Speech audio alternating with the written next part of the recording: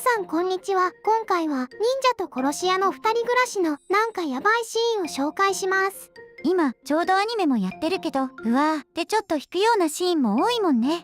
そうですよ。パッと見抜け人のさとこちゃんと殺し屋のこのはちゃんのキャッキャウフフのほのぼのスローライフかと思いきや、なんか結構ダークな感じなんですよね。抜け人とか殺し屋って言葉が入っている時点で気づくべきだったよね。いやだってイラストとかもいかにもほのぼのギャグな感じじゃないですか。まあこのギャップがまた面白いぞって話なんですけど。ということでどうぞ。物を葉っぱに変える忍術が使えるんです。とは言いますけどね。いや確かにその人特に仲良かったとかでもなかったかもしれないですけど、だからってあっさりついさっきまで命あったものをあっさりと物扱いして葉っぱに変えるとか、倫理観どうしてるんですかって感じですよね。まあ察するにしょっちゅうそういうことやってたんだろうね。ついさっきまで息をしていた生物が命を失った瞬間物になって、そうすれば葉っぱの忍術が効くって知ってるんだから。めっちゃ笑顔ですしね。そういうの本当に気にも留めてないんだろうね。さとこちゃんを忍者という目立った格好で歩かせれば殺し屋が釣れるから、そいつを倒してライバルを減らそうというこのはちゃんの魂胆ですね。まあでもこれくらいは言うほど引くかと言われるとそうでもないね。他の漫画でも結構ありそうですしね。ちょっとインパクト弱かったかな。学校のクラスで親しげに話しかけてくる友人の家族を何のためらいもなく仕事として殺めちゃうこのはちゃん。ああ、これはかなりヤバいなって思ったよね。これ3話目じゃん。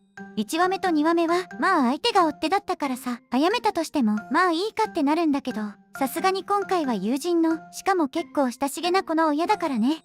後々見るとこの女の子くらいなんですよね。このはちゃんに話しかけてくれてるの。ほぼ唯一の友人だったのにその子の家族をやるのかってかなり衝撃でしたよ。そしてさとこもそれを普通に受け入れているという。あ、躊躇なくやるんですねってちょっと引いてましたけどね。でもその後、はーい葉っぱに変えちゃいますねって普通に葉っぱにしてたよ。そういえば結局さ、この葉もさとこもどこかネジが外れてるんだよね、きっと。さとこちゃんと仲良しな先輩をサクッと殺めようとしてしまうこのはちゃん。まあこれは半分冗談じゃない？そうですかね。なんか冗談に見えないんですけど。というかこれはそんなことよりこのはちゃんがさとこちゃんの先輩にジェラシー感じてるシーンですよ。なんかいいですよね。趣旨に合わないかな。このはちゃんが初めて出れたシーンなのに。さとこちゃんがさらわれて代わりにロボット来たというのに全く気がつかないこのはちゃん。触った感じ全然違うし、できることも違うし、なんなら声も違うっぽいし、なんで気づかないんでしょうね。というかさ、こういう人ってなんかいそうだよね。ほら、薬屋の独り言でもいたじゃん。人がみんな将棋かなんかの駒に見える人。ああ、マオマオのお父さんですね。ロボットが出た頃にはすでにそれなりにコノハはサトコのこと気に入ってたと思うから、サトコに興味ないとかそういうのじゃないと思うんだよね。まあいろいろと欠落してるっていう。で、それに輪をかけてヤバいのが、そんなロボットをあっさり葉っぱに変えちゃったさとこちゃんですよね。ああ、というか作者の感性に驚いたよね。これまでずっとコノハとロボットのロボコの心の触れ合いみたいなの描かれてたのに、そこをあっさり消し去ってロボコと触れ合ったコノハを即座に完全否定する。なかなかできないなとは思ったよ。あの時のコノハちゃんの呆然とした表情はほんと胸が痛みましたよね。あの表情は何だったんだろうね。自分がサトコとロボコの見分けつかなかったことにショックを受けていたのか、それともロボットとはいえ自分の秘密を言ってしまうくらいには心を許していた相手が突然消されたことに対するショックとか。一応マリンちゃんが言うには仲良くなっていたと思っていたさとこちゃんが実はロボットだった。さとこちゃんと思っていたのがさとこちゃんじゃなかったってことに戸惑ってるって話でしたけど、コノハからすれば仲良くしていた友人がいきなり消えて全然別なところから私が本物でしたって出てきたってわけだしね。友人の友人、しかも自分に対してすごく親切にしてくれた人がターゲットになってて、それをあっさりと殺めちゃうところ、ロボコの時と並んでこの漫画の壊れっぷりを象徴するシーンですね。だね。友人の親の時もだけど、まさか対面で話したことだってある人を、自分のことを心配してくれた人を、依頼があったからってあっさりとやるっていうのは、やっぱりちょっと恐ろしいよね。ちなみに、つい最近アニメでこのエピソードあったけど、ターゲットになっちゃったその子の境遇とか、早められる直前の様子とかの描写あって、ちょっと直視できなかったわ。ですね。弟さんと一緒に買い物から帰ってきて、弟さんがふと振り返ったら、もうお姉ちゃんいなくなってるの。いや、マジで怖いですよね。これさ、もし依頼されたターゲットがさとこだったら、コノハはどんな対応するんだろうね。やっぱり仕事と割り切ってやるのかな。それとも少しはためらうのかな。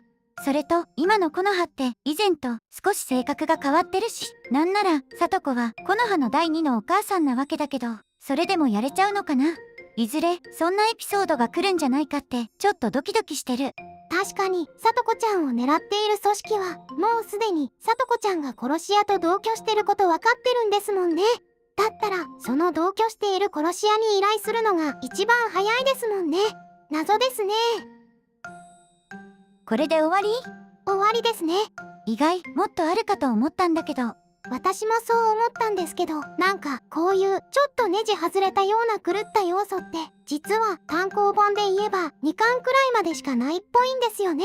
まあちょいちょいちょっとこれどうなのみたいなシーンはありますけど、読んでてなんかもやっとするシーンは2巻くらいまでで、物語が進む中でその人の感性とか登場キャラの関係性とかどんどん変わっていってますから、コノハちゃんなんか一度子供になっちゃったことで性格変わっちゃった気がしますし、コノハはちゃんとロボコのこと認識するようになったし、クラスメイトももう卒業して出てこなくなったしね。コノハは当初に比べるとだいぶ感情豊かになってきた。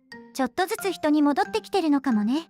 逆にサトコがどんどん人外になってきてるような気もしますけど、まあ忍術のレベルは上がってきてるよね。もともとすごい忍術だしね。最近になって実はサトコは忍者の里にとって非常に重要な人物だったんじゃないかって話にもなってきてるし、これからきっとそういう秘密にも触れていくんじゃないかな。その辺はまた別な動画で取り上げたいですね。ではではこの辺で。